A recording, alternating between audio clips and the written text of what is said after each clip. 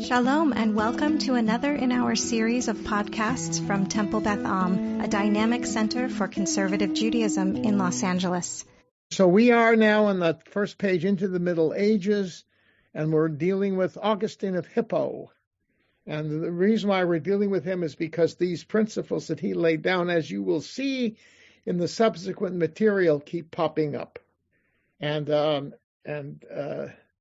What we're reading about here is sort of the blessing and the curse simultaneously that kept this whole process percolating. Okay? All right. So, we were talking about he was talking about the fact that original sin was not taken into consideration regarding the notion of the elder shall serve the younger, had nothing to do with personal sin, but it's of a different kind. So if we can look 1, 2, 3, 4, 5, 6, 7, 8, 9, 10, 11 lines down from the top. In the middle, it says, but the plan of the work on hand. Okay, dealing with the whole question about the presence or absence of original sin in the Bible's discussion of this. Okay, so he says, but the plan of the work on hand does not permit me, etc. Somebody please read. Don't be bashful. I'm not bashful. Okay, yes, okay, go ahead, Tyvo. But the plan of the work on hand does not permit me to speak more fully of this matter now, and I have said much about it in other works.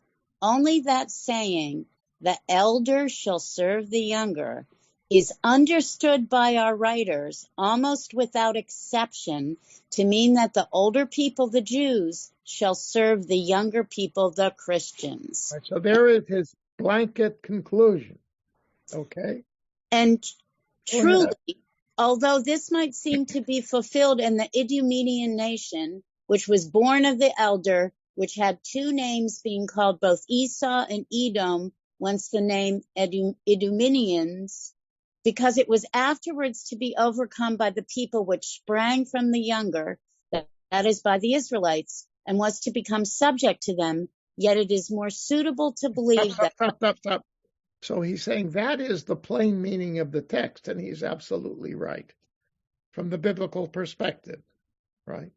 Because, the truth is, historically, Edom's dominance by the Israelites was back and forth. But in the overall, the Israelites got the best of that. And that's what's reflected, hi, Jackie, that's what's reflected in his statement here. That the plain meaning of the text is that the elder shall serve the younger meant that the Israelites would dominate the Idumeans, the Edom, Esau's descendants, and it would be through them, ultimately, that the covenant would move forward. Okay? Jacob, right? And his sons, etc., etc., etc. All right. So that's that. However, go ahead. And was to become subject to them. Yet it is more suitable to believe that when it was said, the one people shall overcome the other people, and the elder shall serve the younger, that prophecy meant some greater thing. And what is that except what is evidently fulfilled in the Jews and Christians? Right. So the Jews are the elder, Christians are the younger. Okay. And so we will serve them. Wait, I want to make sure I understand this because I'm a little confused. Is he saying that with Edom, in the end, the elder overcame the younger, but that's not what we're talking about here. No.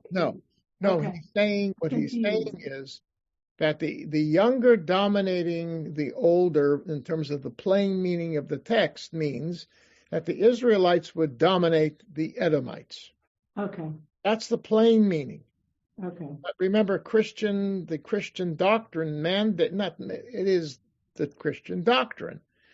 That is a secondary understanding. The primary truth of the Hebrew scriptures lies in the spiritual meaning, which is the prediction and the foreshadowing of the teachings in the New Testament. Okay, got it. So that he's saying that the latter statement I made is the more correct one, or it supersedes the former.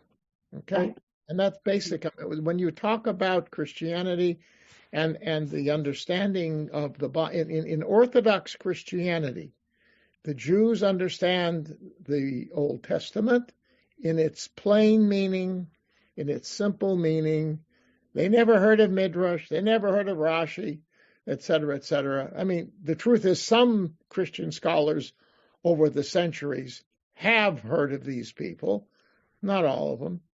And as we'll mention later, the monks in the Middle Ages came to know a lot of Midrash, certain monks, but these were small groups within the church. So basically, when a learned Christian would look at the Hebrew Bible, they would say, oh yeah, you see, this is a foreshadowing of Jesus, this is this, etc., etc. And they believed that that was a higher level of truth because it was engaging the reader in the development of faith in the teachings of the Gospels and the other New Testaments and the church fathers, etc., etc. Okay, all right, so that's what he's saying. But now we're going to see another wrinkle in this notion of the servitude of the Jew, that Caesarius of Arles. By the way, Freddie and I were in Arles a number of years ago. It's a very lovely city. We were there for the Some City celebration, so it was very, very hoo-ha-ha. Anyway, so he's 6th century, right? So it's about 100 years after, a little bit less than 100 years after Augustine. And so he's going to deal with it. There's another twist on this, which relates to what I was just saying. Okay, so somebody else reads. Thank you, Tybal. Caesarius of Arles. May I have a volunteer? The fact that we read. Don't be bashful. I can read. Go ahead. Thank you, Judith. The fact that we read, one people shall be stronger than the other, and the elder shall serve the younger, we do not see fulfilled according to the letter in Esau and Jacob. For Scripture does not mention that Esau served blessed Jacob bodily. Right. Stop. So in other words, that's true, right? And a Jew would say, of course not, because that was not projected upon the brothers, right? There's no reference for Jacob did not dominate Esau. In fact, Esau had a lot more power than he did. Because remember, Jacob, when they come back into the land, Esau meets him with 400 soldiers. It turns out they were peaceful, and they had an agreement, and etc. It was all set, and the basic principle was, you live on your side, I'll live on my side, and everybody will be happy. However, the Bible, if you understand the Bible, and this is actually, correct, these are foreshadowings, or these statements, I would say, from a modern critical perspective, that as these stories are being, being written and redacted, the later history of Israel is read back into the understanding of the earlier statements. So when this story was put together, it was centuries later, after the experience of Israelites dominating Edomites, right? That was the fulfillment in the eyes of the biblical authors and redactors. That was the fulfillment of this statement in Genesis. And it could be that later history actually framed that statement that comes out of God to Rebekah. Later generations of writers, authors of the Torah text, read that back into there to explain theologically why it was that in their time, let's say this were in 800, just for the BCE, just for the sake of discussion. So in 800, there were already, it's on the record, Israelites dominated the Edomites. They conquered their areas. This is on the Jordan, across the Jordan in the south. Okay, and they crossed over. They held this and this and this. And then if you read later on, for a brief period of time, the Edomites crossed back over the line and took some territory away from Israel. But in the overall, the Israelites dominated. And that is what is reflected in the biblical text. But even an Orthodox reader of this would simply say, of course, this is a prediction of what would happen later in the Bible that we read about in the book of Kings, in the book of, and prophets, et cetera, that unfolded. All right, and that's the true meaning of it. But again, from the Christian perspective, that is the literal meaning, right? But there's a higher level, which our dear friend says Emeritus is now going to get into. So, but he says there's no mention of Esau serving Jacob, that generation. Later on, according to the Jewish perspective, yes. Therefore, continue, please, Judith. Therefore, we ought to inquire how this is to be understood spiritually. How the elder shall serve the younger. For if this were not to happen, Holy Scripture would not mention it. Right. Therefore, if one pays careful attention, one will know how the elder people shall serve the younger in the case of Christians and Jews. The greater and older people of the Jews are proved to serve the younger, that is, the Christian people, for like servants of the Christians, they are known to carry the books of the divine law throughout the world for the instruction of all nations. Well, that's a good thing, right? So we carry it so people can learn the meaning of the Hebrew Bible. Fine.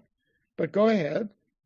Therefore, the Jews were scattered in every land, so that when we want to invite some pagan to faith in Christ by testifying that Christ was announced by all the prophets, and he resists and says that the holy books of the divine law were written by us rather than the Holy Spirit, we may thus have a means of refuting him with positive arguments. Right. Go ahead. Yes. To such a person, we may say, if a doubt arises in you concerning my books, behold the books of the Jews, apparently our enemies, which I certainly could neither have written nor changed. Read them over, and when you have found in them the same thing as in my books, be not unbelieving, but believing. In this way, the elder people is known to serve the younger, for through their books, the people of the Gentiles are invited to belief in Christ. Right. So I made a note here that something popped into my head in preparation for today's class. This was used during the Campus Crusade for Christ regarding on college campuses and even high school campuses regarding getting Jews to convert to Christianity by using the Hebrew Bible. Okay? And basically, the Christian, do you know what I'm talking about? Okay? I mean, there was an organization that was active here called Jews for Judaism, right? Right? There was to contradict the Jews for Christ, right? And these young people with Bibles would confront kids in high school and college, Jews, and they reckoned that the Jew didn't really understand their own Hebrew Bible. And so they would open up a passage in the Tanakh and say, this is your Bible, isn't it? Say, yes. Well, read what this says. And they read something. And what's that talking about? I don't know. Well, I'll tell you, it's talking about Jesus. Because read this text in the New Testament, which is, of course, the history of Jesus. There you see that was fulfilled. Your book was fulfilled by Jesus. And what happened to him? The most famous chapter in that, of course, is Isaiah chapter 53, right? The suffering servant. I have 2 volumes on that, containing Jewish and Christian interpretations of it. written by Christians who really believed that if we really probed our own books, we would see the basic argument that was made was, look, the Jews have so many interpretations as to who the suffering servant was that you really can't, they don't know. We, however, know it was Jesus. And isn't it better to hold with a firm belief that's correct rather than to see all these arguments as to who was talking? But that's in the preface to those 2 volumes, which was published by Christian scholars. I got the 2 books because the truth is they did a darn good job collecting all these comments on it. And I actually wrote a paper on this. It was published in the Harvard Theological Review, pardon me. Anyway, when I used to be a scholar. And the whole point of it was Rashi's comment on it, who said that the suffering servant are the righteous among the Jewish people. These are the ones who suffered to atone for the sins of humankind. It was a really Christological interpretation that he says. There may have been some obscure midrashim in the background here, going back to biblical time, to rabbinic times. But the point is that was right, and his interpretation caught on. The whole argument of the article was that there were dozens of scholars who lived after Rashi, Jewish scholars, who picked up on that. And to a large degree, that became a real kind of especially the Jews living in Christian countries.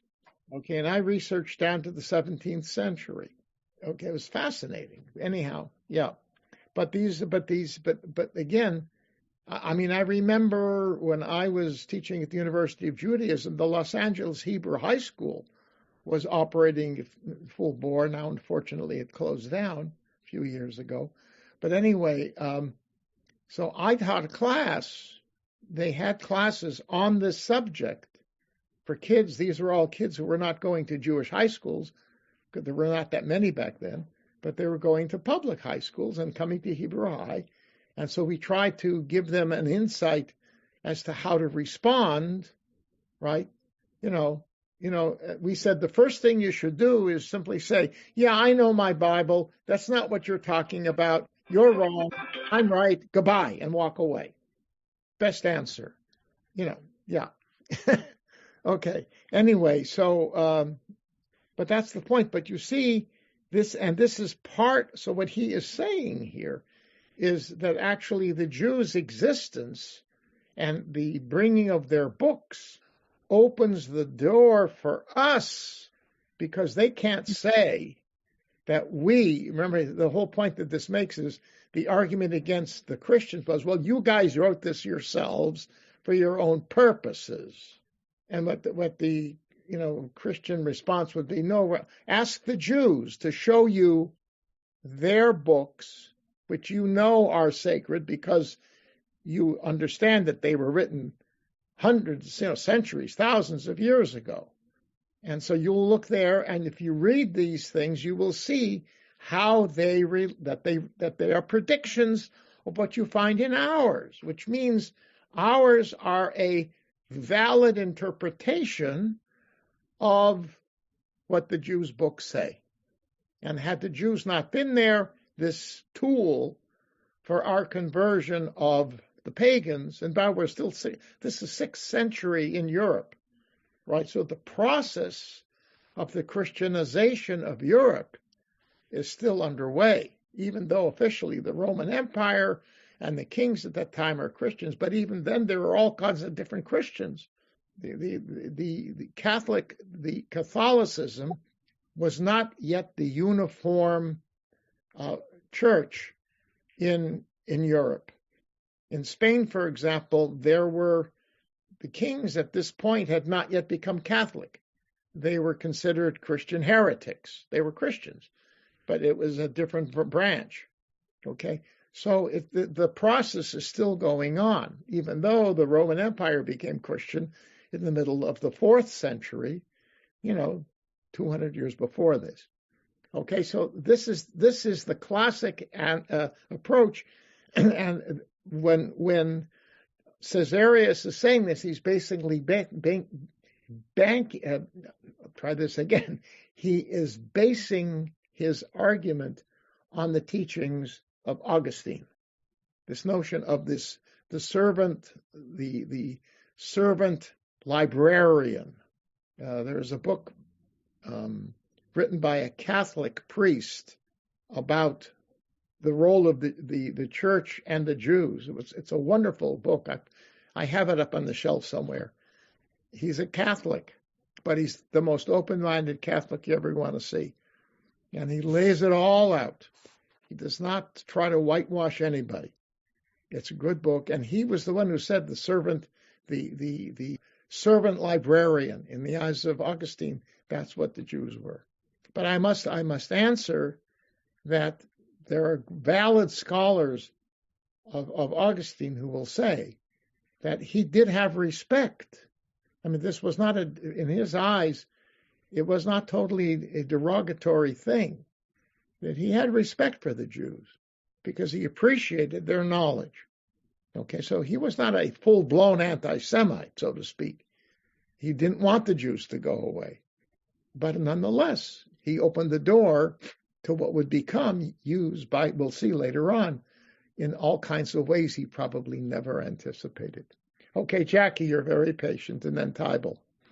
Well, you took my question away kind of when you mentioned that the students in the high school were introduced to that. My question is, do you think day schools and any kind of, and synagogues should be teaching young Jews sort of what I would call the response, an answer?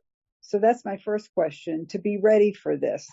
Or do you just think that sort of let it happen and because in my case, if someone, as soon as I heard that thing, that theory, not just now, but I've heard it about Isaiah, all those things that it predicted it. And I always think, well, wait, they're mentioning one servant. Why do you think that's him? I mean, that's like saying the Beatles sold their catalog of songs, hundreds of songs, to Michael Jackson.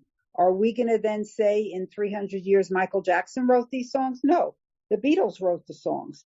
Yep. So the Beatles are the Jews. I'm saying we had the whole everything. We had the monotheism, the ethical monotheism, everything. They come along and then they make up this whole story, et cetera, and then they go back and point to one of our. I mean, to me, this is such an obvious argument to refute. But why didn't the Jews more? First, so two questions: would you suggest that schools and synagogues, school children, teach them to respond? And also, why throughout the centuries didn't the Jews respond more? I still don't understand that, more vigorously. These are such smart people. They wrote the Talmud. Couldn't they? Or they just thought, don't pay attention to it. What's your, yeah. So that's all right. Let me answer the second one first.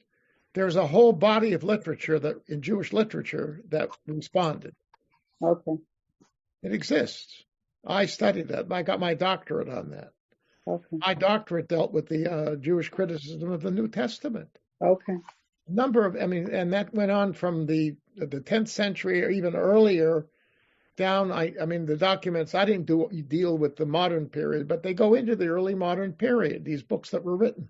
They were written and studied by the leaders. And the fact is, that's why in many instances, more Jews did not convert. The fact is that the miracle was that throughout all of this attempt at conversion, basically it failed. The only place that it really succeeded was in Spain, and that was, in 1391 in the face of pogroms. And we know that a number of those people reverted back, although they couldn't, right? That's when you're quote-unquote Moranos. And there were multiple, by the way, Jews converted for all kinds of reasons in the aftermath of that, not just to save their necks. It's a very complicated thing. I don't want to go into it now. But basically, in spite of the Talmud book burnings, which we're going to talk about a little bit, in spite of all of the efforts of the monks to try to convert, I told you about compilations of Midrash written by monks in the second part of the 13th century in Hebrew, in the original language. Okay, in the UJ library, they have this volume. It was published in the 16th or 17th century, the book. So it's good printing. You can read it. And it's got the Hebrew and the Latin. All the work. They did all the work. Okay?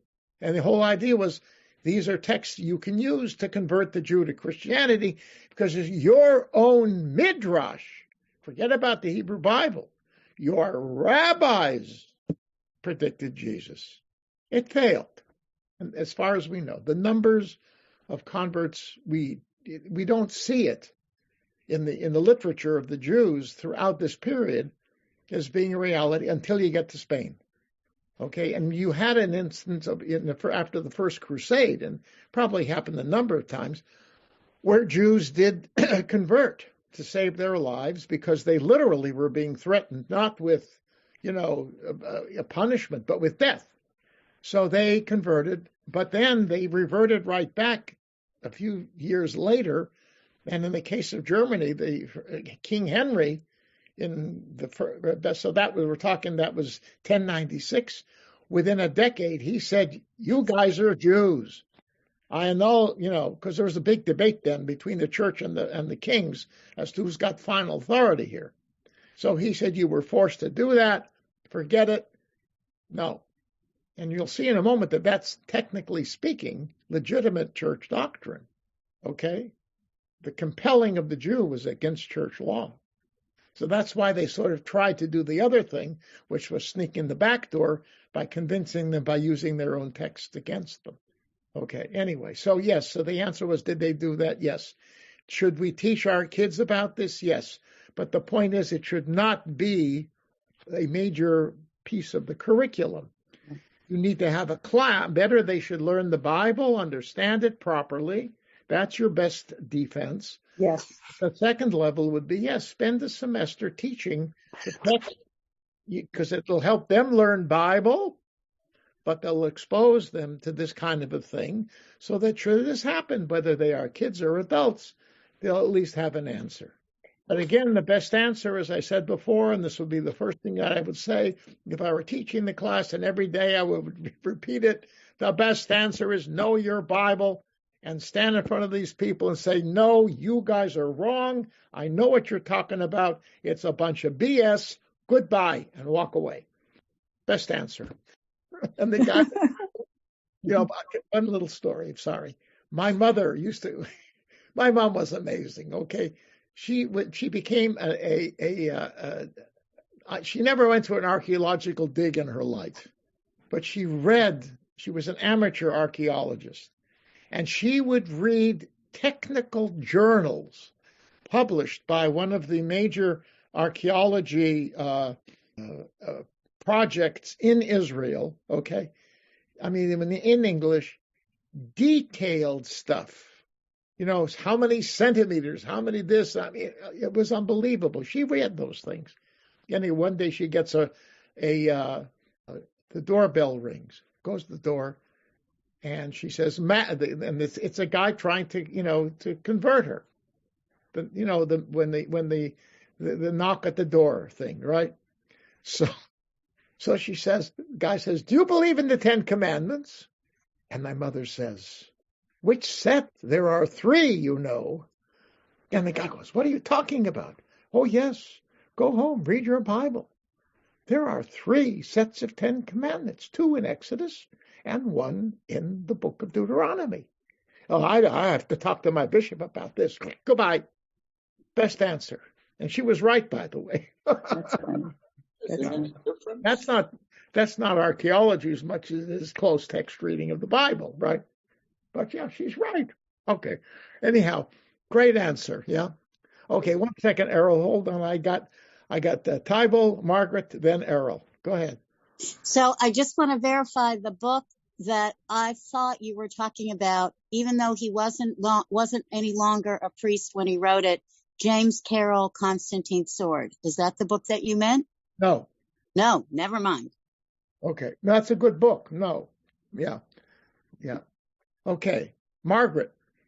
I don't want to disrupt the process, our proceedings, but I have a couple questions, and one is pretty abstract, which is just, isn't it so remarkable that so many religions are proselytizing religions and Judaism is not? And I just find that just so interesting and such a distinction. But, and I think it's worth discussing. I find it really interesting. But the other question I have is, I took a class years ago with an Orthodox teacher, and she talked about something that I was just wondering if any of you have ever heard of it. She said something to the effect that when Mashiach comes, all the non-Jews will serve the Jews. And she spoke about it. In fact, she referred to the non-Jew who would attend all synagogue services on Shabbat and take care of maintenance and that sort of thing. And she would say, just like this guy, he's so happy to serve us. And that's what it's going to be like when Mashiach comes. I've never heard that in any other context. And I was wondering if you have ever heard of that. No, I never have. I can see where you see where she's getting it. But no, but I can tell you that what has emerged in the last decade is an understanding that within the Jewish community worldwide, there are very, very religious believers who believe things that most of us would be very uncomfortable about. In terms of, I read an article, actually this appeared on Israel television, of a rabbi who trains, I think I mentioned this one. There are these yeshivot that train very ultra-Orthodox Jews to serve in the army, which on the one hand is a good thing. Everybody wants to get these folks serving in the army. But their preparation teaches them a concept of the enemy, of the Arab. And so what he teaches the kids is the Arabs do not know how to organize their lives. They can't. That's just what they are. And they prefer us to organize their lives for them. I'm quoting. So we should rule them because they'll have a better life and they will serve. But, it'll be better for them even if they serve us. And then somebody asked them a question, and he said, yeah, we're racists. Judaism is racial because we believe we are superior. That's what he was teaching these kids. Now, there is a predecessor for this. His name was Judah Halevi, who lived in the 12th century. I think does that name ring a bell with you?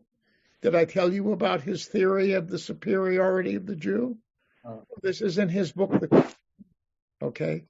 And what he says is medieval philosophy, and he was a philosopher, medieval philosophy considers there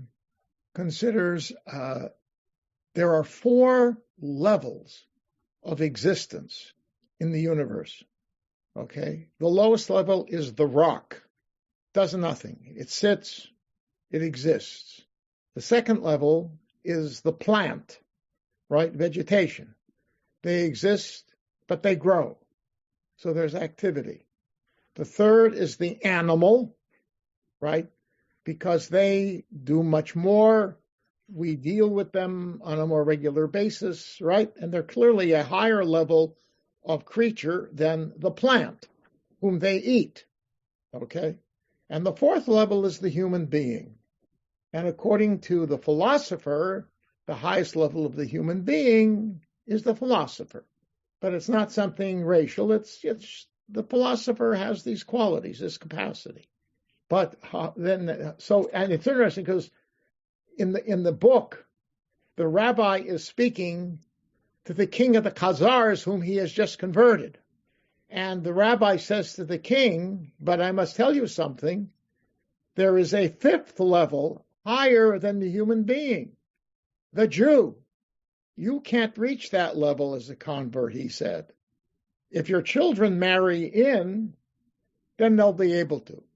It was a genetic argument, because it's interesting, Halevi was a doctor, a physician, among other things. And Halevi knew about, at one point, he talks about how qualities of character, innate qualities, skip generations.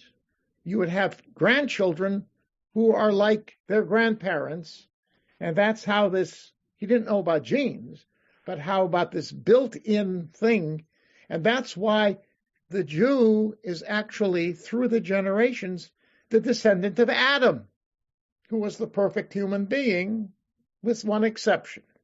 Okay, and by the way, that is probably some form of a critique of original sin, because he doesn't believe that that's what happened. It was innate, right? The guy had an error in judgment, but nothing to do with his innate nature. Anyhow, so the Jew is that line that has continued, and the fact that the Jews chose not to intermarry, we were closed societies, So, yes, but your grandchildren who marry in, they will be the bearers of the fifth category, something to that effect. Okay? So, I mean, it's there. And if this particular woman had studied that, right, and then this notion of the elder shall serve the younger, that's your answer. I mean, it's embedded. And Halevi, the Kuzari, is studied by people because Halevi was one of the most dedicated Zionists you ever want to read. I mean, you read the book, it is unbelievable.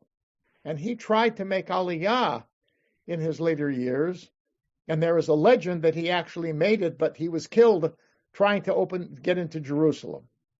Okay? But the facts don't seem to support that, because there are records that indicate that he died in Alexandria, Egypt, in 1141. He got sick. Nebuch, the doctor, got sick and died. He was old, but he was trying to get to Israel. Anyway, so Margaret, that's those are my answers. That was good and lengthy. I was just wondering if it was somehow tied into this whole conversation, centuries old conversation, but I don't know. I mean, I don't know either. And I'm sure Halevi himself, he lived in Spain during a time when the Christians were actually were taking over, except in Andalusia, right? He's there during the Christian reconquest of the country, and so there's a lot of Christian spirit floating around. The truth is that the Jews legally were being looked upon favorably by the Christian rulers because they had a lot to contribute to the governance. They knew, they knew how to control communities, and the Christians had to rebuild communities. So the Jews, and actually the Muslims, had rights under them too in the north. The trouble was in the south. That's where the extremist Muslims were. And that's why his family had to leave in 1147. Rambam he was going to celebrate his bar mitzvah, had to leave. I mean, I don't know the date, whether or not he celebrated it or not. Anyhow, the point is, Rambam was born in Spain, but he grew up ultimately in the Middle East. Okay, so I mean, the extreme Muslims dominated Andalusia from the middle of the 12th century until the expulsion in 1491. They were kicked out in 91. And that, by the way, was funded by some Jews. The Jews gave a loan to Ferdinand and Isabella, a huge loan. They used that to get the Muslims out, and then they turned against the Jews, who provided them with the money to get the Muslims out. Yeah, nice. Okay, all right, Errol. Yeah, I apologize for being late. It's okay. I will not punish you. Thank you. Is there any difference between the three Ten Commandments? What specific? No, you said that in the Ten Commandments. Oh, that the three different varieties of the Ten Commandments. Oh, well, yeah, actually, there are some subtle differences between the Exodus chapter 20 and the Deuteronomy chapter 6 versions.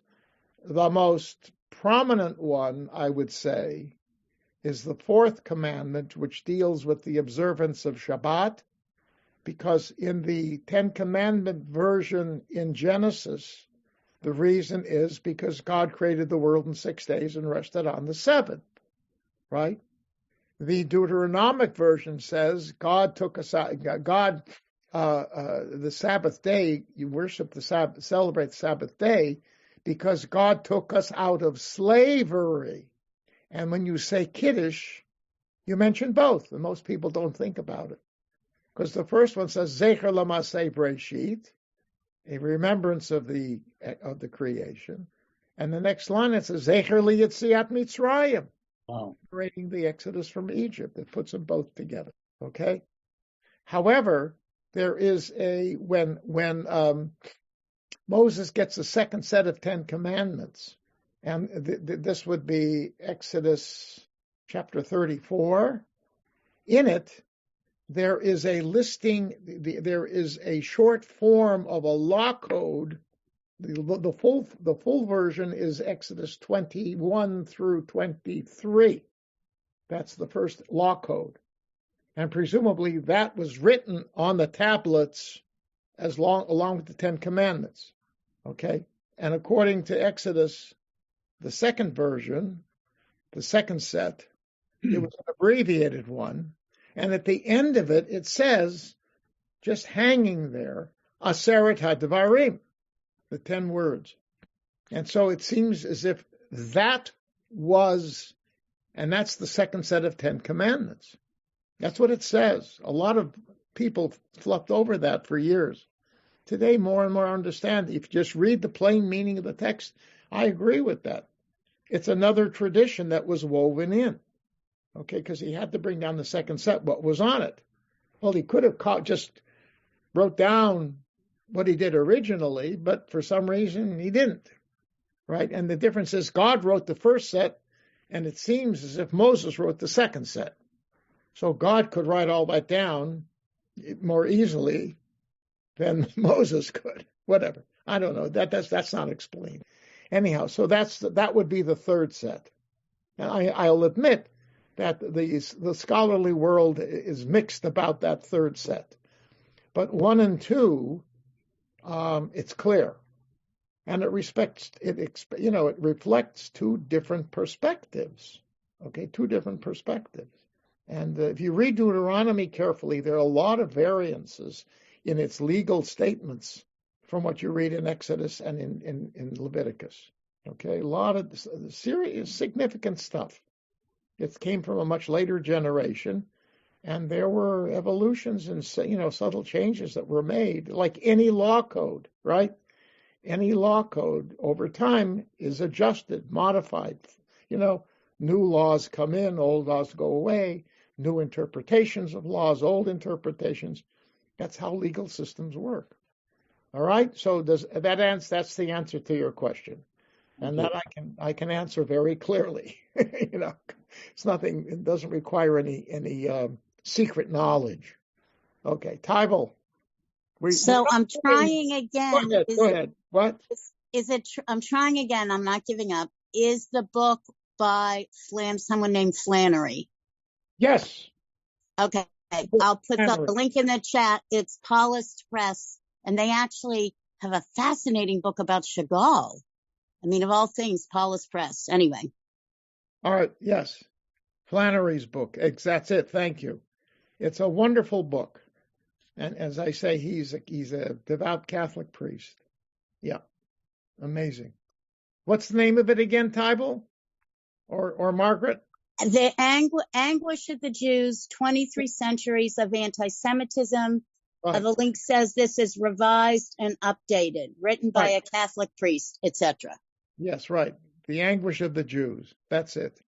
Wonderful. Very, very good book. Yeah. Balanced, wise, not propagandistic. Good. Yes. Okay. Turn the page. We're now going to jump into the popes. Woohoo!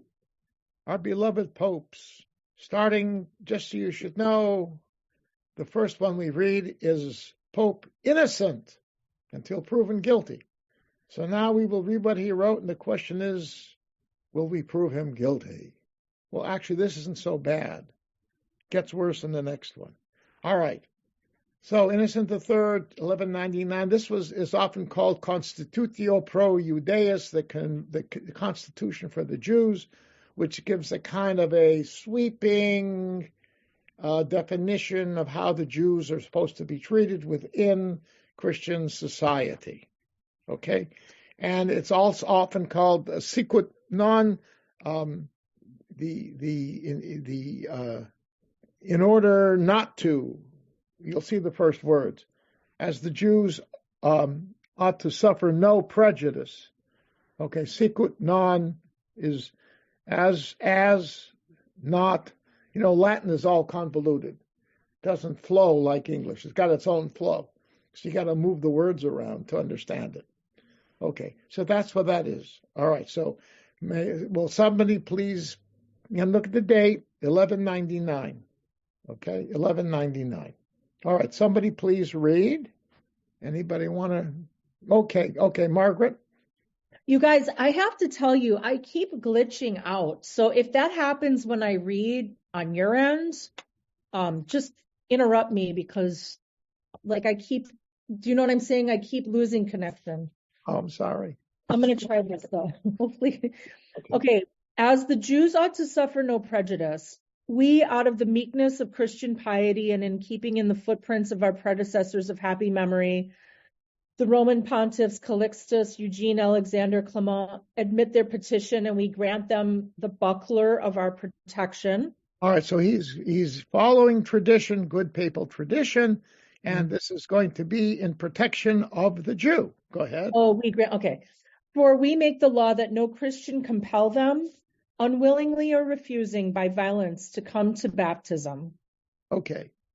Go ahead. But if any one of them should spontaneously and for the sake of the faith fly to the Christians, once his choice has become evident, let him be made a Christian without any calumny. All right, with no negative, no deceit, nothing. Okay. All right, now here's the point. It says no Christian can compel them, whether they do so unwillingly or refusing, right? Implying what? That the Jews they cannot say don't know, right? They cannot say, no, you can't force me, I refuse, any of those answers, right? Then no one can violently compel them to baptize, all right? And this, in a sense, it's kind of a reaction, even though it's a century later, to what happened in the First Crusade. Because literally these crazies were going in, egged on, by not necessarily faith-oriented, but Christianity. They were Christians, and they were rabble, and they were uncontrollable. And so the notion being that, they would try to convert the Jews, and it was done with sword in hand. So that's why a lot of them did convert, but others didn't, and they were killed. They were killed. Okay, so that's the classic example. So one can see this, and you had the Second Crusade already behind you. So it's very likely that the Pope here was reacting to certain instances where Jews were forcibly on threats of their life to convert. However, it says they have to, look what it says, they have to demonstrate that they are unwilling or refusing. Either they say, I choose not to, or I refuse. What if they say nothing? Okay, and so if that happened, then there would be those who could say, well, silence is admission, and they would convert them. And this could have happened. Somebody is totally shocked, and they don't know what to do. And suddenly they grab you and bring you over to the font, and there you go, or into the, baptism. So that apparently had happened on certain instances, but that my point is, there are those who would read this subsequently to suggest if they say silence is admission of their willingness to accept Jesus, it has to be clearly stated that they say no, or I am not willing to do this, something in that vein, because of how this was written. I don't know that Innocent had this in mind. Clearly, he was responding to a violent effort, but it seems to have been used in certain instances. But again, as I said earlier, the numbers of Jews in most instances who would be converting in the face of such pressure, there's no evidence that we had large waves of Jews up until 1391. Okay, Tybal. So I know it's much later, but when you just said about Pope and baptism, I just wanted to remind people about the Edgardo Mortera case, which was in the 1800s, and it wasn't a proper baptism. It was a maidservant using not consecrated waters, and the Pope still took the Jewish boy, I think it was about 6 or 7, for the rest of his life. Okay. But I mean, sure. I mean, there were, like anything else, people read these laws and interpret them as they wish, right? And it's a long time between the Mortara case and Pope Innocent, and a lot of reinterpretation went on in the interim. And when he's writing this, the mendicant friars, the Franciscans and the Dominicans, had not yet been given the hechsher by the Pope. That didn't happen until a decade or two later. And that was really not to deal with the Jews, but to deal with the heretics within the church. Okay, but they were around, obviously, but they were not playing the role that they would play in the 13th century. Errol.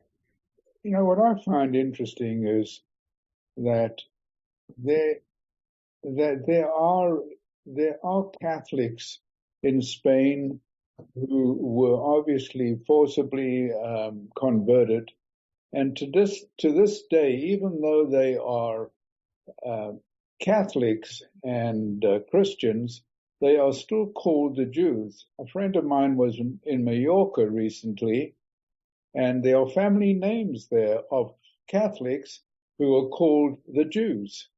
It's like it wasn't enough just to convert them; they will never really become true Christians. That's I didn't know about that. That's interesting. And this was in 21st century? Yeah, within the last year or so, these friends of mine visited Mallorca, and they were in Mallorca. Yeah, which is. I mean, was that seen as a sign of being a derogatory sign, or was it something that they were proud of? I don't know, but question, right? A friend of mine said that this tour guide or whomever said this is the Jewish area. These families are the Jews, but they're Catholics. Yeah. Well, I mean, again, there had become from about in the 1970s, 1980s. I mean, as you were approaching the 500th anniversary of the expulsion, right? Would have been 1992, right? 1492 to 1992.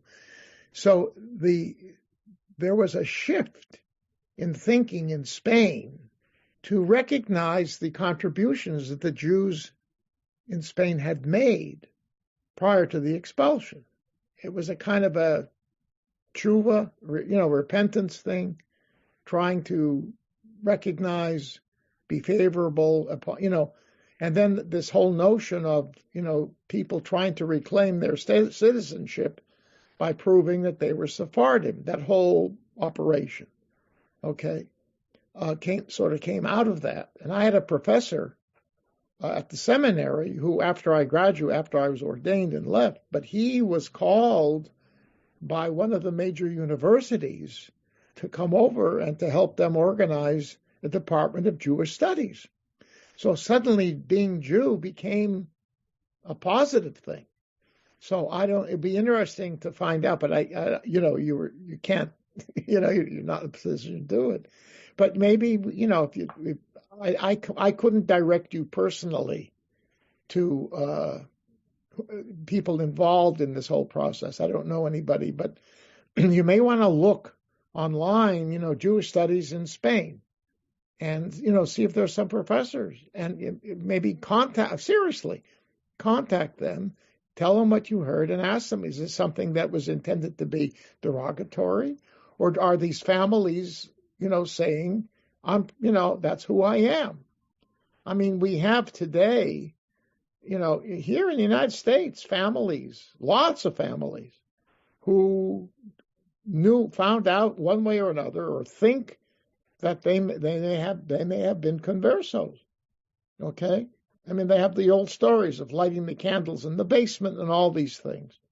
And I can tell you, did I tell you the story about my rabbinical student? It's relevant to this, and it shows you this kind of a shift or ignorance. So this woman was one of my students, and my wife and I are very, very friendly. Freddie actually got her while she was in her senior year in our seminary in Germany. She studied in our seminary in Germany, where I taught. She was one of my, and I helped guide her. She originally had applied to the Reform Movement Rabbinical School, found it to be not her thing, and so I helped segue her process to transfer to the conservative movement. And she stayed it through, and she is now the rabbi of the of the synagogue in Barcelona. And she is a Catalonian as well. Not a Fabrenta nationalist, but, she was raised in that area. So anyway, it's an amazing story. So she was a kid, parents raised in a Catholic home. Grandma was a frum Catholic. Mom and Dad were more secularized Catholics. They were both pharmacists. They both worked. They were very busy. So this woman, this child, would come home to Grandma, who would give her milk and cookies, whatever. Okay. At a certain point, after a number of years, the little girl became a teenager. And Grandma wants to, teach her how to take care of herself. So she says, listen, now you're going to make your own snack when you come home. Okay, you're a big girl. I want you to learn how to be independent. So she said, fine. So Grandma says, but keep in mind one thing. You see these dishes over here? These are the dairy dishes, only used for dairy and fish. These are the meat dishes. Don't ever get them mixed up. It's bad luck. And this is a frum Catholic lady. And so she said, okay, she's, an adolescent, young adolescent. So she goes to high school in Barcelona, and there were a number of Jews in the high school. So she's telling you, my grandma has this crazy thing that I can't mix up these dishes and put the cheese on the meat dishes, et cetera, et cetera. And these Jews look at her and said, she's kosher. It's a kosher kitchen. What are you talking about? The Jewish tradition prohibits the mixing of the dishes and the use of one for you can't put meat on a dairy dish and dairy on a meat dish. That's Jewish law. And so she's stunned. And I don't know if she went home and talked to Grandma about it.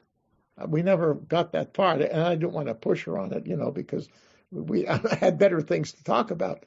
But what that did for her, and this is getting to your point, Harold, it suddenly awoke in her a desire to learn more about this tradition. So she ended up taking some Jewish studies classes in college, and she got deeper into it. And then she started going to synagogue, and then she converted. And her husband, who was also non-Jew, converted.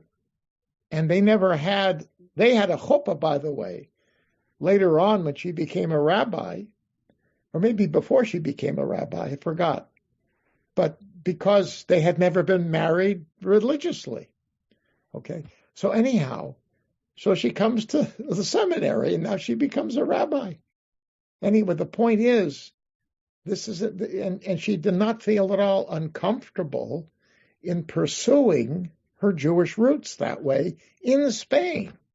So that leads me to believe, Errol, that it's possible that there were these families who actually said, "Hey, we used to be Jews," and they may actually have been proud. But I'm guessing, okay? But it shows you the history of these things. Sometimes they come full circle, and it's amazing. You know, Jewish community there is very small. There's no question. But and now to get tours through Jewish Spain, drop in a bucket, easy. They'll take you around, show you, and there's not much to see because most of the buildings were torn down or completely revamped or whatever. Some of the synagogues remain, and you can see that they were synagogues, but they were converted to churches over time, and that was it. But there's still Hebrew writing inside. Yeah. Anyway, so that's that. Okay, Tybal. Just a few fast things. For many years, because I also teach genealogy, I, as a volunteer, help people from that background to research their genealogy. Because for some people, one can be a Jew without any biological descent, but for some people, whether they had biological descent was an important part of their identity. And among those people, the term they preferred was B'nai Anusim, children of the forced ones, rather than Conversos, Moranos, or any of those. Anusim, the forced ones, that's what that means. And for Errol's question, I want to say it was about 7 or 8 years ago, there was a huge peer-reviewed DNA study of the Spanish population that found some, and again, this doesn't mean they're Jews or the identity was preserved, because some of these crypto Jews, the families knew, sometimes the rituals, whatever, but it was really an incredible high percentage in Spain, including one of the authors of the study who didn't expect it, and it was this big flap. I think even the Wall Street Journal covered it.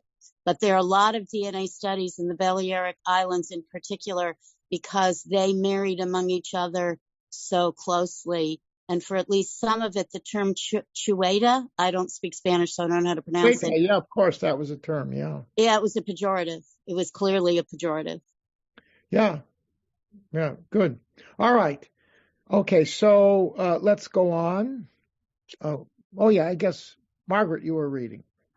Spontaneously fly, indeed, fourth line, second word, the second paragraph. Yeah. But unwillingly. Yeah. But if any one of them should spontaneously and for the sake of the faith fly to the Christians, once his choice has become evident, let him be made a Christian without any calumny. Yeah. Indeed. Yeah. Sorry. Indeed, he is not considered to possess the true faith of Christianity, who is not recognized to have come to Christian baptism, not spontaneously, but unwillingly. Right. So there you go. If they do it unwillingly, then they don't mean it. Yeah, go ahead. 2, no Christian ought to presume or injure their persons or with violence to take their property or to change the good customs which they have had until now in whatever region they inhabit. Okay, good. Go ahead. So you can see there's tolerance here. Yeah. Go ahead. In the celebration of their own festivities, no one ought to disturb them in any way with clubs or stones, nor ought anyone try to require from them or to extort from them services they do not owe, except for those that they have been accustomed from times past to perform. Okay, so again, let them have their worship. Mm-hmm. Okay, go ahead.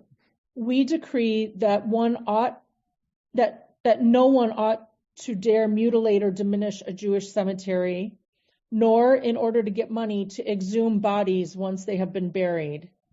If anyone, however, shall attempt the tenor of this decree once known to go against it, let him be punished by the vengeance of excommunication. This is the Catholic. Unless he correct his presumption by making equivalent satisfaction. Well, this sounds great, doesn't it? Yeah, it does. Okay. And pretty much it was intended to do what it said. But you remember the popes like any legalist, deal with law on the basis of the category of law that it is.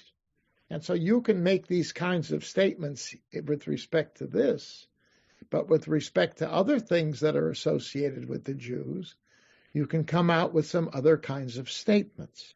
And so now we're going to look at the Fourth Lateran Council, okay, which I'm not sure if that time, if Innocent was still the Pope or Honorius, because if you look at the dates, you'll see the listing of all the popes thereafter. I put it in italics. Okay, so you have Honorius III in 1216. Lateran Council was 1215. I think Innocent was still the Pope at that time, but I'm not sure.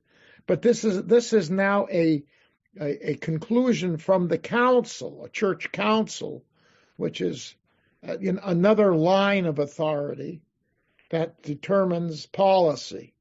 Okay, so somebody, thank you for that. Thank you, Margaret. Somebody else, please read. Now, these are a number of, we see 67 through 69. These are different issues that they had to address at the Fourth Lateran Council. And by the way, something else. I don't want you to get the impression that the compilations of law codes or decisions, whether they are the Pope's records of Pope's letters, which this is, which the Innocent III, that was a letter, a papal decree. Okay, there are thousands of things that these guys do in the course of their lifetime. And the council deals with hundreds or thousands of issues, these councils. The number dedicated to the Jew is tiny. Just keep that in mind. And we get, I don't want to blow this out of proportion. This was not a major, huge focus of these guys' energies. In fact, while this is going on, the major theological issue, not to deal with social issues, but the major theological issue was not the Jew. It was the heretic. The heretic. Okay? Yeah, Margaret? And by heretic, you mean pagan, right? No. Oh, okay. What is a heretic then? Heretic are Christians who are, or bad Catholics who are Christians. Okay. Gnostics. Okay. And there are all kinds of subgroups. You even have some of the beginnings of Protestantism. Not what became that, but the notion of let's read the Hebrew Bible. Right? I mean, remember, the masses who went to church and were preached at did not have Bibles. In fact, they were told not to read the Bible. They wanted it to come from the mouth of the preacher. That was policy. It was only with the rise of Protestantism, right, and they went to the other extreme, sola scriptura, only the Bible. Read the book. And they had enough faith that if they read the book, they would become good believers in Jesus. But they basically said, to hell with the papacy. Well, Martin Luther, right, started that, okay, in the 16th century, okay? But he was the concretization of a movement that was already beginning a few centuries before that. But then it was just, heresies. But they were all different kinds. And as I suggested before, the Franciscans and Dominicans who ran the trials that dealt with these heretics, they were empowered in the first quarter of the 13th century. The Inquisition, the concept of Inquisition, when you hear Inquisition, what date, what pops into your mind? Spain, right? Because we're Jews. All right, the Spanish Inquisition. But the Inquisitions began in the 13th century, were not aimed at the Jew. And it was a movement that swept through Europe, was aimed at these aberrations within the church community to protect the church and the papacy.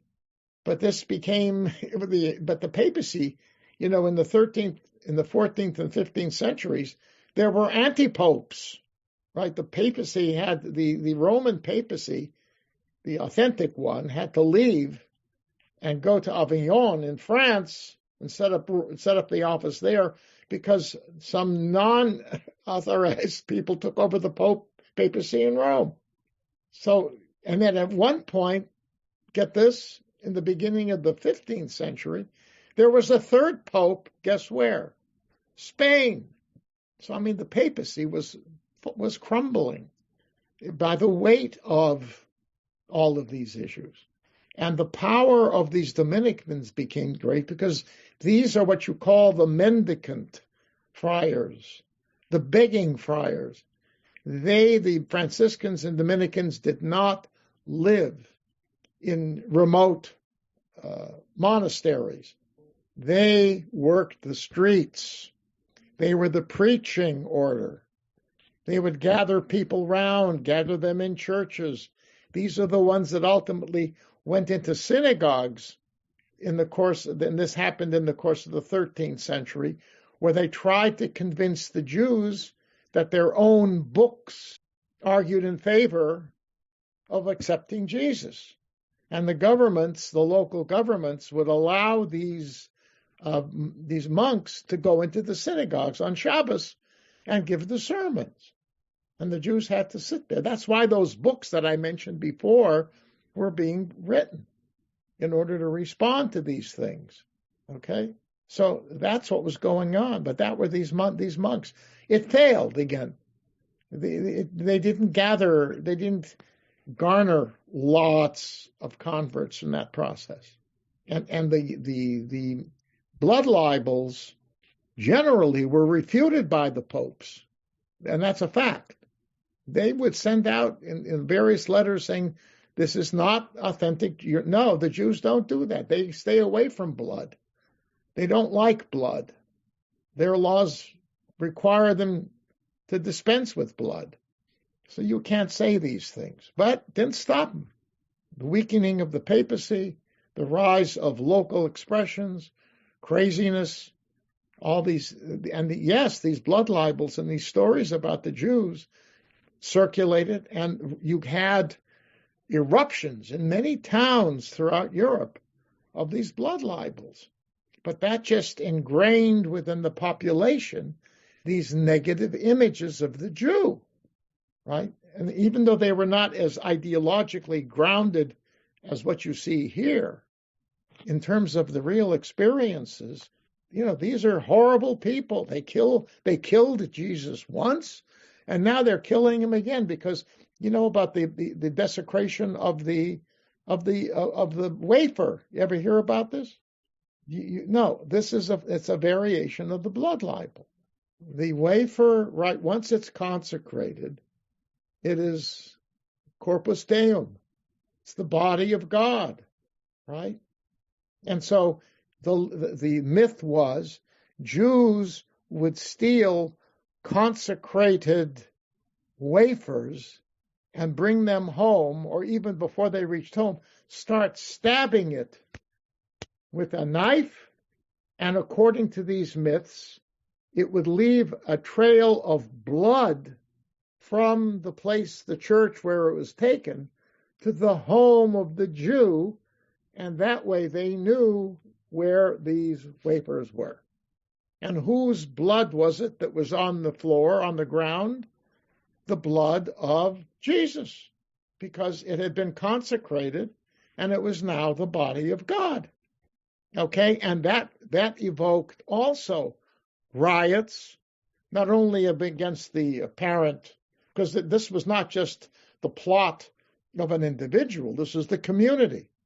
So in these towns, you would have explosions of violence against the Jew. And by the way, over time, this became one of the reasons why the Jews were being expelled from European countries. Because up until the late 13th, early 14th centuries, the Jews were seen as a peace, maintaining the peace, because they lived by Jewish law. The rabbis and the town councils of the Jews were empowered to maintain discipline, collect the taxes, turn them in, and be peaceful and do whatever work they were doing, including money lending. Okay, and they were seen as a positive factor.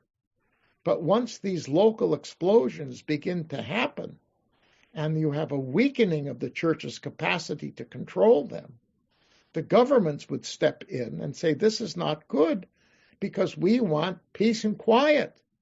And the presence of the Jews is empowering all these local crazies to do crazy things, and they could turn against us. Get the Jews out of here. Okay, and of course, in the 14th century, they're blamed for the plague, even though they died with the same frequency as everybody else. And by the way, those who say the Jews, because they were cleaner, didn't die, that's not true. Jews died. Okay, so I mean, all of this feeds into but you can see what is it doing to the Christian culture that evolves in the later Middle Ages, especially because you have an absence of Jews now in Western Europe. And so what are people left with? A negative image, right? And this whole concept of the killer of Jesus, that was a biggie. So these incidents, right, and we're going to see right now, number 67, one of the important contributors to this emerging stereotyping of the Jew. Say, somebody please read 67. Let me look at the clock. All right, we still have a few minutes. Okay, somebody please read Jews and excessive usury. The more the Christian religion is restrained from usurious practices, so much the more does the perfidy of the Jews grow in these matters, so that in a short time they are exhausting the resources of the Christians. So the perfidy means the deceitfulness, deception of the Jews, so that in a short time they are exhausting the resources of Christians. This is a conspiracy theory, right? Go ahead. Wishing, therefore, to see that the Christians are not savagely oppressed by Jews in this matter, we ordain by this synodal decree that if Jews in future, on any pretext, extort oppressive and excessive interest from Christians, then they are to be removed from contact with Christians until they've made adequate satisfaction for the immoderate burden. Okay, so in other words, the Jews impose high rates of interest, which makes it usury. That's prohibited. Therefore, we got to stop the Jews from doing this. Okay. Now, the fact of the matter is, the local governments, when the Jews signed charters and got permission to be moneylenders, there were parameters of money lending that had to get the approval of the local governments. So this was with the hechsher, with the blessing of the governments. And the government set those, presumably based upon what they thought the people could tolerate, but also based upon what they needed for their taxes. Because the Jews could pay, because always when the Jews signed these charters, it came with taxation. And out of the income from the money lending, the Jews were able to pay for the services within their communities, plus the overlay of the amount of tax that they had to pay. So yes, their rates were seemingly high. Okay, but here again, this is now seen as part of the Jews' deceitfulness. What's the term? Their perfidy. You can't trust them with money. All right? Sound familiar? And this is a blemish on the character of the Jew that transmitted itself into modern times, right? To this day, you still have people who will say, I mean, in this country, they'll do, from time to time, there are surveys.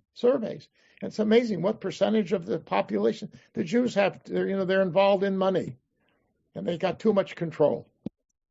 It's still here, because the power of money is great. Okay, this is where it starts. And eventually, you know what happened? In the 13th and 14th centuries, Christian moneylenders began to come in. And they came in with more money than the Jews could offer. That's another reason why the Jews were kicked out, because they didn't need the Jews to collect the money for the taxes. They didn't have to borrow from the Jews. And these were Christians from Spain and from southern France, large bank and Italy, mostly Italy and southern France, large Christian banking houses, Catholics, all of them, who found legal fictions to avoid the prohibition of Catholics taking interest from Catholics. They had the same prohibition that the Jews had. Jews cannot take interest from Jews. And the same thing applied in the Catholic world, to the Catholics. Okay? But if the Catholic moneylender, a banker, has the money that the Catholic king wants, how can the banker is not going to give him the money on a loan without interest, right? Because he loses control over that money, and the king is making the money off the money, and he's not. So they find a legal loophole. Okay, one of them is called. The idea was, you are taking my money and earning things from it in lieu of what I could earn from it. Therefore, you pay me, right, something of what you earned, because I really could. You're paying me for the fact that my money is not being used by me, but it's being used by you. I'm doing you a favor of lending it to you, okay, and you're going to pay me back. But in my favor, I'm giving up something, so you have got to reimburse me. And that was interest. And it turned out that briefly, you see this in France, the Jews were expelled in parts of France in 1306, okay? But in 1315, in some places, they're invited back. Get this, and it's in the documents that relate to this, because their interest rates were cheaper than the Italian and French bankers. Okay, but again, the system didn't work because it was too unstable, and they were kicked out again, 1322, and then you have the plague, blah, blah, blah. Eventually, France was Judenrein by about 1390 something, 1394, I think. No more Jews in France. Okay, England was 1290. Germany was piecemeal because there was no single country, and each principality would kick them out, and town, city, kick them out when all these factors were at play, and that ran somewhere, from the 14th century down into the 16th century. Not all at one time. Germany wasn't united technically until the 19th century. Anyhow, so this whole issue of interest became a major problem for the Jews, ultimately. And the irony is, there are rabbinic traditions that say that the Jews should not lend money to Gentiles because it generates hate. The rabbis in the Talmud already appreciated that. So better we shouldn't do it at all. And in the first generations of Jews doing this, there's a letter that you can read. It's in a compilation of documents, Truvot, responsive by rabbis in Europe in the it's like the 11th and 12th centuries, early centuries there. And you have letters dealing with being able to go into money lending because it was an issue that the Talmud dealt with.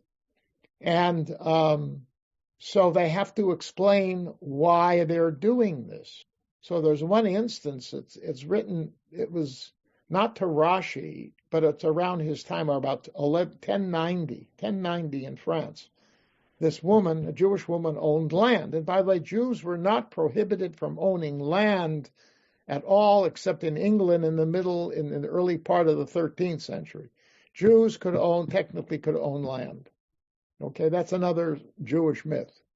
Jews could own land, but they didn't because it was too expensive, and it was you were still unsafe. The whole point of land was the whole system that Charlemagne created, the ownership. The king owned everything. Everybody served the king. The king maintained the peace for the country, including the farmer. The farmer gave the king produce, etc., right? Okay, but it was all done under the umbrella of Catholicism. Oaths were taken in the name of Jesus to perpetuate this process. Obviously, the Jews couldn't go into that. But also, they were never fully accustomed to agriculture. The Jews came into Europe invited by, I'm talking Central Europe here, not Spain. The Jews came into Europe. A lot of them were invited in as merchants for trade purposes. But when the trading of the Christian world developed, these Jews were out of work, so they went to money lending because they had cash. That's what happened. But the bulk of these people were urban folks, not rural folks. So the percentage of Jews who were comfortable doing rural things was small. So this lady owned some land, and she was a vintner. That was one of the things that we know Jews did, right, for their own purposes, because they could, bottle their own wine, which they could use ceremonially, but also as a business. And that's a process that continues in Europe for decades. Jews owning land with wineries on them, or producing the grapes. Anyhow, so this lady says, I own this land. The problem is my taxing, I am not far from this town, and this town has jurisdiction over the small number of rural Jews who live in villages or own farms. We have to pay the taxes according to them. And according to them, they have a certain cycle when the taxes are collected. The problem is that I have to deal with my vineyards, and very often my harvest and processing time doesn't coincide with their taxing time. And when it comes time for me when they want me to pay I can't pay taxes because I'm still in the process of harvesting my grapes. And I get behind the 8 ball here, and they're making life miserable for me. These are Jews to Jews. And she says, I understand if I sell my land, I can go into money lending, and I can avoid this whole thing. And the rabbi answers him and says, yeah, be careful. It's not the optimal thing. But if and that's what he says, if economic reasons force you to go into money lending, then go into it. And that became the basic rationale. If that was the way that you could generate money to live, or for the communities to tax for purposes of their well-being, right, then go ahead and do it. But the ideal was you shouldn't. That's echo flowing down, so to speak, from Talmudic tradition, right? So that's how it happened. Okay, Errol. Is there any connection between this and Islam not accepting interest on loans? Yeah, they did the same thing, but that's Muslim to Muslim. Jews were involved heavily in banking in the Islamic world, and it was not derogatory. It was not they were indifferent to that because everybody was. It was part of the economic culture. I mean, if you look at we have records from the 900s down to the 1200s of Jewish communities in the heyday of the Jewish communities, vibrance, right, in Islamic lands. Obviously, that continued further in Spain, but in North Africa, Spain, in Babylonia, what we call Babel, right, Syria, Iraq, throughout the whole area, documents that came into the Cairo Geniza, okay, and they were saved and opened up and read and studied, okay. So if you read that, you realize the Jews were involved. If you were to talk about was there any difference between Jewish the Jewish engagement, what the Jewish economy was based on, and what the Islamic economy was based on? Identical, same kinds of professions, and it was wide ranging. They were part of, in fact, the series published by Goitan, one of the great sages of the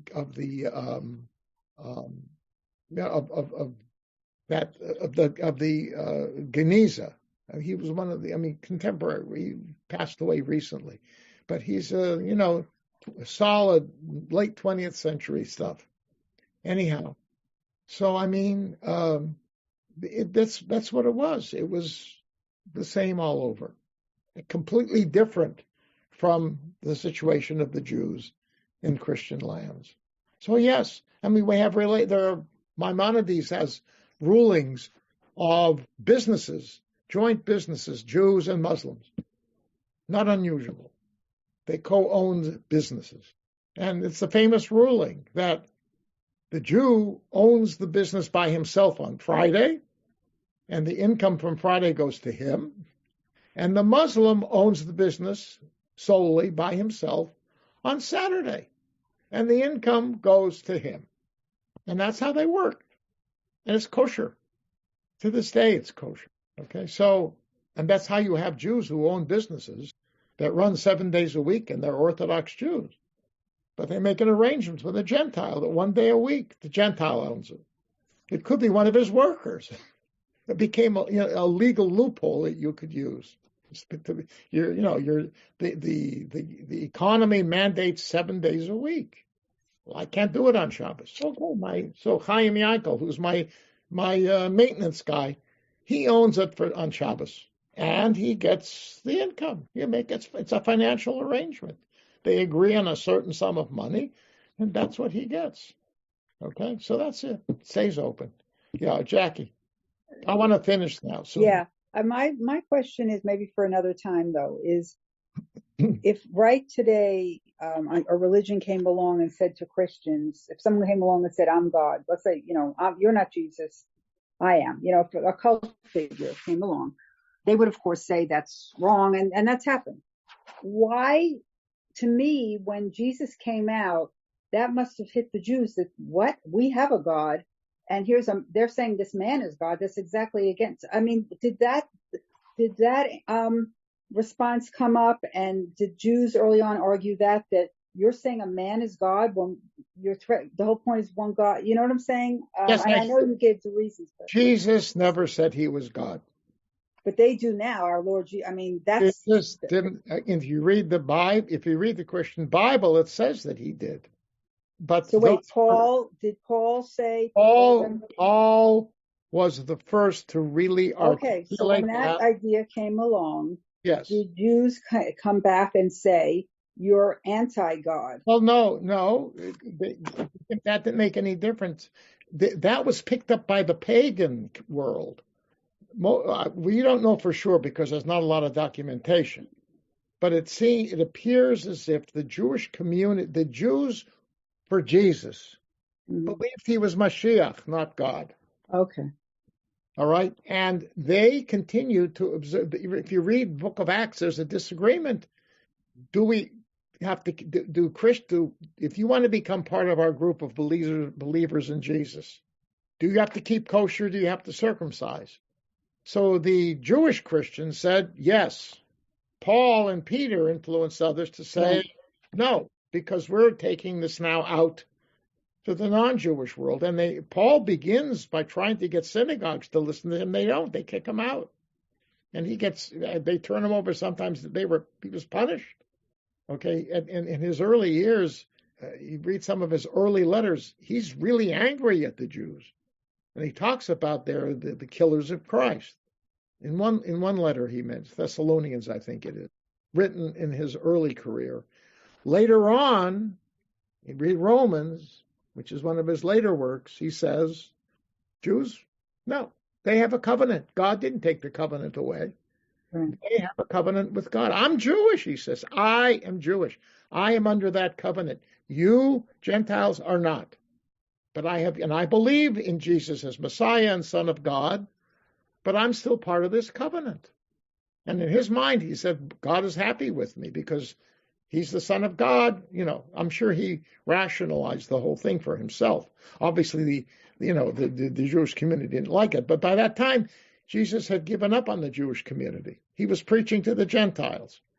Okay, so the issue that the Jews had in Israel, as far as we know, was more on the Messiah side than on the Son of God side. And the Jews eventually came up with the response, these are what we expect from the Messiah. Nothing has happened. Right. Right. So then the concept of the second coming was the church way of dealing with that. Okay.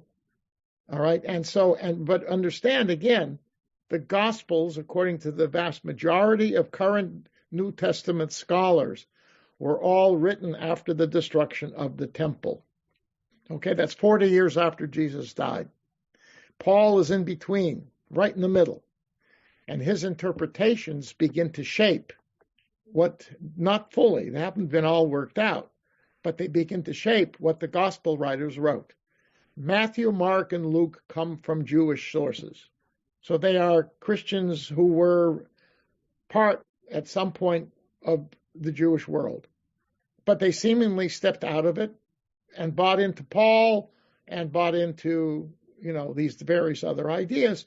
And that's what you see written in the gospel sources. John is a dyed-in-the-wool pagan. I mean, he was not Jewish at all. And you can see that in it. So he talks from time to time about the Jews. Yeah. He's the only one that says that. Mm. You don't find that. You'll find Pharisees, right? Scribes. Wow. Pointed out, right? So John is the pagan, comes from the pagan side. And he's really a convert from Paul. And he builds on Paul's teachings and goes in his direction. And that ultimately became a dominant force. You have been listening to another in our series of podcasts from Temple Beth Am, a dynamic center for conservative Judaism in Los Angeles. If you enjoy these podcasts, we invite you to write a review on the Apple Podcast site or wherever you get your podcasts. For more information about Temple Beth Am Los Angeles, go to tbala.org.